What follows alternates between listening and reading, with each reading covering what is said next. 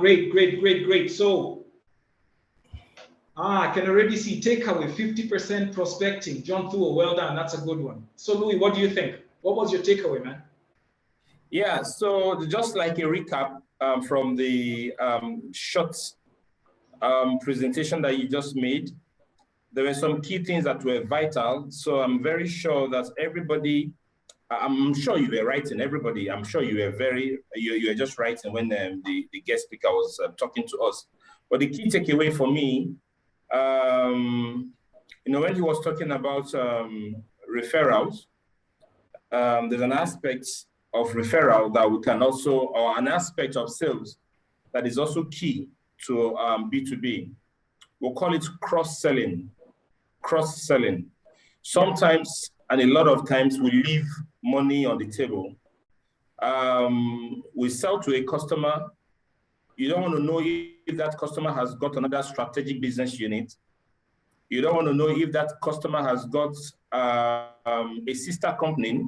You don't want to know if that company has got a different business from what you know.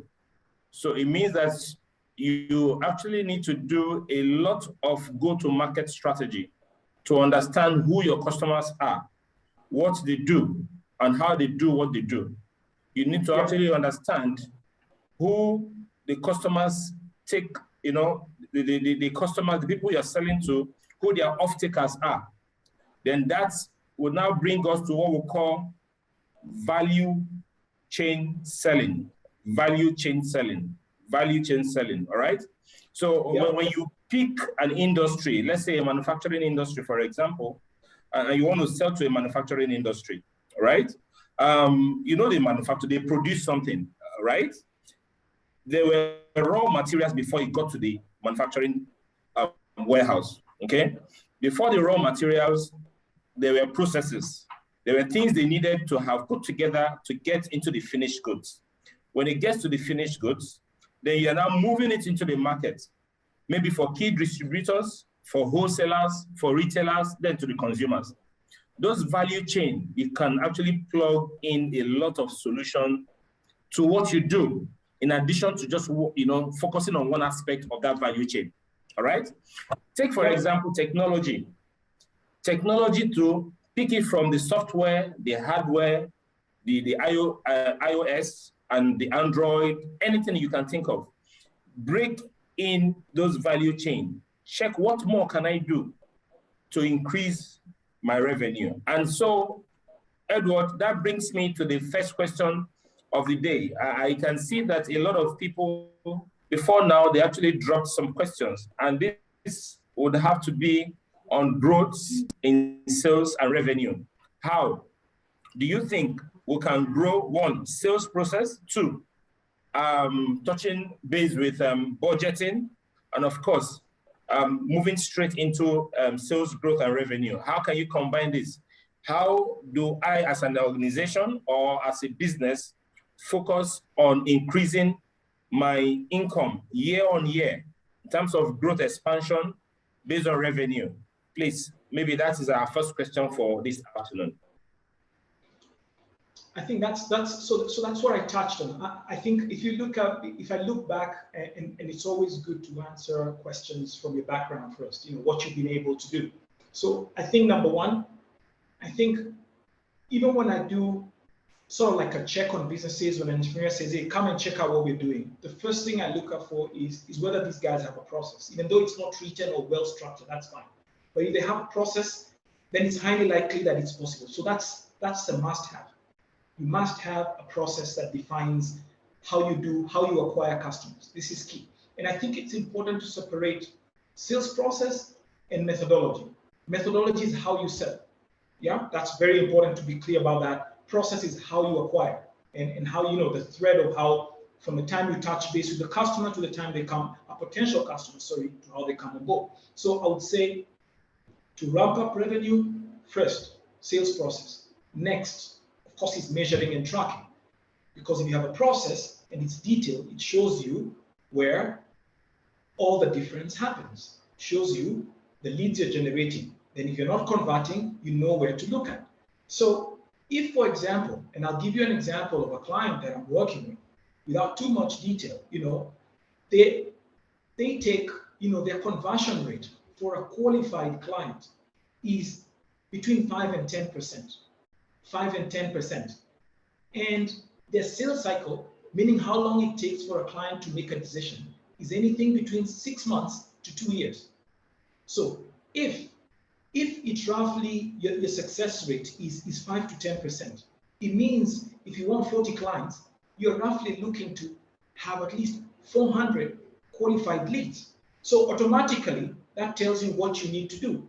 So I would say on the base of it, and with the time that we have going into process, that's the basis. You start with process, then identify what's happening in the business or within sales, and then that you can use that to then decide what you can do to be able to ramp up your revenues. So that's the best way I could answer that. Yeah, and of course, there are all those other strategies that we've talked about, but those don't mean much. They'll work sometimes here and there without a process. So that's very important. Yeah, next question. Thank you very much. This question is coming from someone from Nigeria. He said, what are the effective tactics to get more client referrals? What are the effective tactics to get more client referrals? I think with tactics, I'll repeat a lot more of what I already said. I think number one is to do a good job. So just make sure that your solution works. Otherwise, you won't get any referrals. So we can't even have a discussion. So number one, does your product or solution, does your solution work? And are clients happy? Because nobody's going to refer somebody. So number two, and number three, and number four is now around developing a reward program, asking for referrals, creating opportunities to engage with clients more so you can ask them, that sort of stuff. Because in most cases, I find, especially in our markets here, clients don't refer easily. So you've got to push it. So I'd say those are some of the tactics. Hey, and what are some of the tactics, Lou, you think about in I haven't done a lot of stuff in West Africa, in Nigeria, Ghana. Is it any different? Yeah, there's no difference. You're actually spot on. You see, like in WorkPay, we're in the service industry, right? Where we render good services, all right? So your referrals can actually come when you render a good service. Now, it is about building a brand. It's about building a top-notch brand that is globally accepted. So whereby you sell a product or you sell a service, and your customers or your clients, all right, love your prospects, I mean your services or your products. Okay, it becomes top of the mind. All right, they become brand ambassadors. So when you want to now say, okay, who should refer my product or my service, the first contact is actually your clients, because they have enjoyed your service, they have enjoyed your product, they loved what you did. Because they love what you did, they want to tell somebody else, all right, what they have enjoyed. In fact, your clients are the unpaid adverts, you use in promoting your business. So the first thing you have to focus on as a business is to ensure that your clients are actually satisfied. Like you said, gone are those days where we design products, then we want to go and launch in the market. Today, the reverse is the case. We want to find out what the customer's challenges are. They want to build a solution. They will build a solution. It is affordable. In as much as it's affordable, then it is making us make some kind of income. All right? Then the customer is willing to produce, to send such information out there. They become brand ambassador. But again, Edward, there's another question here. How do you sell without the social media? How do you sell without the social media? It's tricky, but you can handle it. How do you sell? Old-fashioned way, man. Old-fashioned. Old-fashioned way.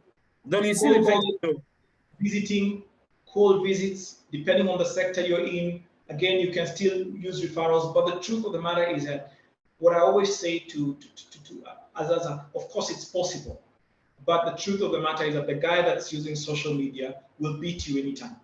There's just no doubt about that, and I'm evidence of that. Because why not use lead rate if it's there? If your product and services are good. So old-fashioned, cold calling, email, visits, referrals. Reaching out. That's You know, that's old-fashioned way. Yeah, so it is called environmental scanning.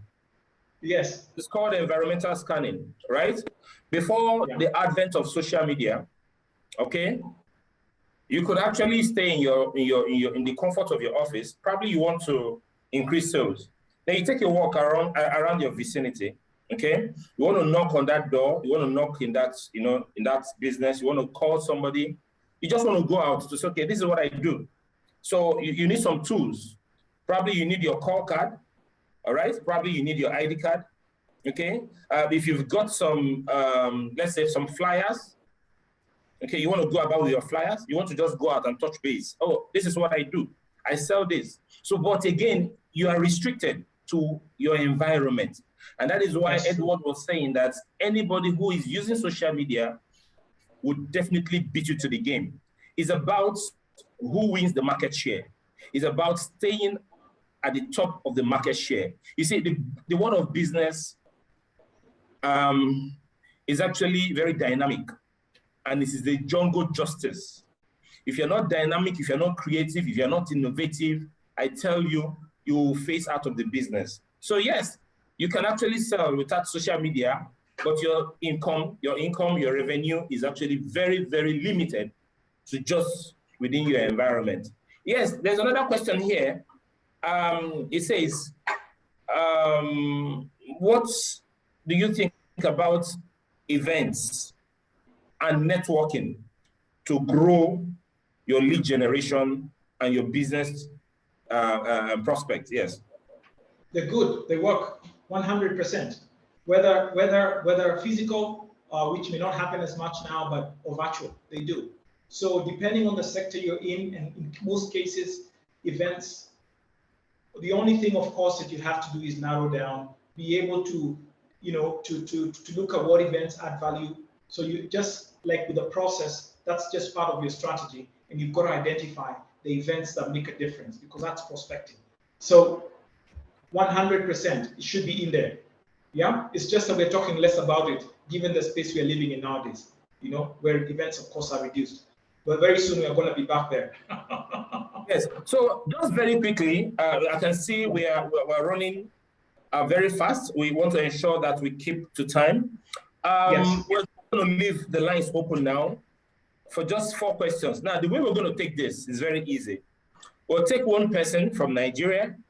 We're going to take one person from Ghana. We're going to take one person from Tanzania and one person from Kenya. All right? Just if you know you're from Nigeria, probably just unmute yourself. Tell us your name, okay? What you do, all right? Then you ask maybe specific question, so then we can take it. Then Brian Wangi, I can see your hands are up. Just give me a few minutes and I'm going to call you to speak, okay? But in the meantime, please, one person from Nigeria, one person from Kenya, Tanzania, and of course Ghana. One person each. Just unmute. All right. Then Daisy, please check who the person asking question, where they are calling from. Then you can then allow them to speak. Daisy, please. Yes. I'm currently on it. I can see Brian Wangi. Maybe we can just start with Brian Wangi. Yes, Brian Mwangi, please. That's from Kenya, I suppose, right? Yeah, Nairobi. Nairobi, please go ahead. Go right ahead. Thanks for the presentation, Edward. So, quick question: selling B2B from experience, have you developing a relationship with your person of contact in the B2B in the company has really helped. But I'm seeing many companies, especially those selling SaaS, software as a service, leaning towards having roundtable forums with multiple partners within a specific segment. So I don't know, from experience, is this something that is skewed towards software, or what's your experience handling roundtable forums? I'm not sure I got the question very clearly. Louis, are you able to respond to the question? I didn't get it very clearly. Yeah, so Brian was saying that today you have a lot of B2B in the tech space, all right? Yeah. In the tech space. You seem to have a lot of synergy, either for payments or for HR solutions or any other solution. It's been fintech. So he's asking that, what about other aspects? Maybe logistics, maybe manufacturing, maybe other aspects of B2B. So he's asking, B2B, is it just restricted to fintech or is all over? It's across, as long as it's a business selling to another business, it qualifies. It's yes, it does. Is that the question? I think yes, it's across. It doesn't matter the sector. It's more about whether it's one business to another and stakeholders and all that. What we described that defines a business. Yeah. Or did he mean whether I only work with fintechs and stuff? Was that the question? Okay, if I may add one or two things to what you just said, Edward. So please go ahead. There's something we call integrations. You have a whole lot of this in the fintech space. So I want to either build an API, application programming interface, with another client, right? Such that we can have a business-to-business relationship to drive our sales, okay? I want to do something they call embedded integration. It's all about integration. There are some companies, I have one company in Denmark. I don't want to call names, so I don't give them cheap publicity, right? Just free publicity. In Denmark, they are building embedded insurance in Africa, in Asia, in Europe, and they are using that solution to drive sales everywhere in the globe. I have another one here in Nigeria, all right? Because they are our partners, so I feel proud to mention their name, Curacao. They are building the same solution, trying to drive B2B in the tech space, trying to see how to push insurance in this market, all right? So B2B is everywhere. It's not just about the fintech. The fintech is just like a new wave in the industry, in the market, especially since COVID 2 years ago. The new things that are happening now, you cannot drive your business if you don't look out for B2B. You cannot drive your business if you don't look for that partner who would help you move your business to the next level. Hey, you know what? Like Edward said, you don't restrict to the people that are in your books alone. You need to also understand what those guys do and how they can get to the next person. And so it's actually very, very huge. It's very, very huge. So I think it's not just restricted to fintech, it's actually everywhere. Any business can have B2B. Any business can have B2C. Any business can be integrated through social media, and any business can actually be powered by APIs. Brian, I don't know if we have been able to do justice to your question.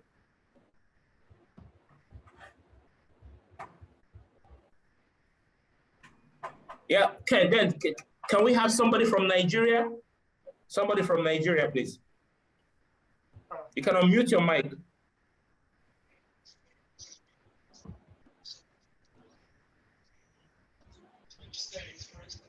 Last year, what they held like a roundtable forum for B2B partners. I assume this was like a lead generation, strategy in Nairobi. So I wondered, is this the preferred method when dealing with? I'm not sure I can hear this. Who is talking, please? I'm not sure I can hear you. Yeah, it's Brian. I've just been unmuted. Yeah, please. Can you be a little more audible? Can you hear me? Go right ahead. Yeah, I'm saying sometime last year, we did a roundtable forum for B2B partners. And I'm wondering, is this the preferred method for lead generation when it comes to software as a service?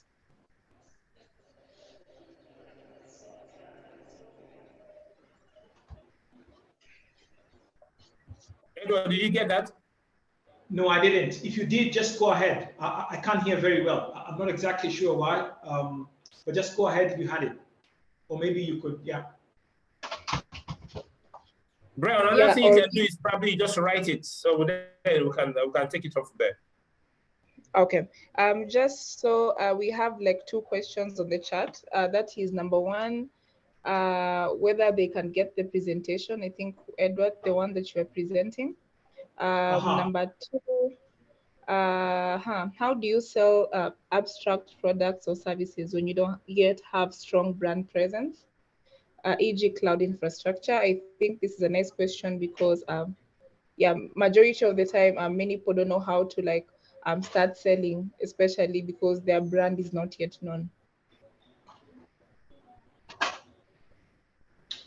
Yeah, I think how do you sell abstract? Okay, maybe we'll just adjust the name abstract, the word abstract a little bit because it could not guide, it might misguide us. If you have a product and it's not known, we're just dealing with an awareness problem or where clients don't understand how you can solve their need.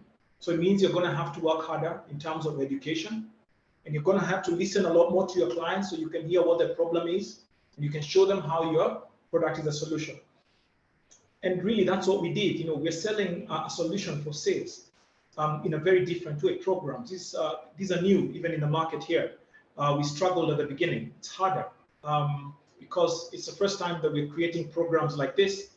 And we're not known. We're selling these programs on the back of my career because who knew what smart sales is or what the mastering business growth was? So of course, it's harder. But if it solves problems, I mean, when I look at it in hindsight, just 1 year now, you know, we've got most of our days covered. Just to give you an example, just to tell you that it's possible. When I look at the whole of last year, which was the first year when we did our program, we didn't achieve our target with regard to the number of participants we wanted. But we had less clients, but we achieved our revenue target, which was fantastic. Now listen to this. And I told you that we use LinkedIn mostly. Out of those clients, especially after we started being hard on qualification, the revenues we've negotiated, signed in January this year alone is more than what we closed for the whole of last year. Now, we've not done the work. But so what happened? Just focusing so much on the clients, the people who have the problem you have, and talking to them. Those guys, as soon as you have testimonials, don't care whether you're 1 year old, as long as you can prove that you can solve a problem. So that would be my answer in a practical, and that's what matters. So remove the word abstract. I think you have a solution if it works. It's just that you're not known. So you need to build some confidence around that and build a story, a narrative that people want to listen to, which is what we did. Yeah, please, Louis. Yeah, then thank you very much, Edward. If I must add to this, all right? Yeah, like Edward said, there's nothing like abstract. It's either you're selling a product or you're selling a service. All right. Now, it is important that you take this, whichever one you're trying to launch into the market, it is important that you handle this as a project. Is it actually a project? All right. So in a project, the first stage of a project is the conceptualization. You conceptualize what you want to do. What solution do you want to drive? What solution do you want to sell into the market? All right. When you are doing the conceptualization, you're trying to understand what the market is like. You're trying to know who your target audience will be. You're trying to know what product you want to sell. You're trying to know what service you want to render. All right. You want to try to find out if you have competitors. What is the advantage over the other competitor you have in the market? That is actually done in the conceptualization stage. The next stage is the feasibility. When you drive your feasibility or when you drive your product or your sales, you want to understand that feasibility. You want to do like an analysis of the market in terms of your funding, in terms of your customers, in terms of your, the market, in terms of even the policies, the compliance, the regulation, everything that works with feasibility. You want to draw up a smart strategy. You want to do a SWOT analysis. All this is at that level of what? Of feasibility. Then the next stage is actually the planning stage. Then now you're putting pen to paper. You want to find out how to go about the go-to-market strategy.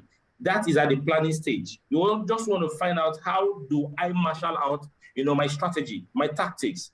How do I go about, selling my product or my service? When you are doing that, the next one cannot be how to design your objective. It comes with the strategy. When you have finally done that, then you now want to implement what you have done. You have conceptualized it. You have conceptualized. You have, done a feasibility. You have planned. Then now is the time to deploy your strategy. When you do all of this, you also have the last stage, which is the control, the monitoring aspect. You want to check always on a daily basis your goal, your vision, your mission. Am I meeting up with those goals, those demands of the business? If I am not able to meet up, then that means I want to check. I want to checkmate as much as possible to ensure that I'm actually living by the goal. The goal should actually be my drive, all right? But of course, we cannot take away the aspect of passion.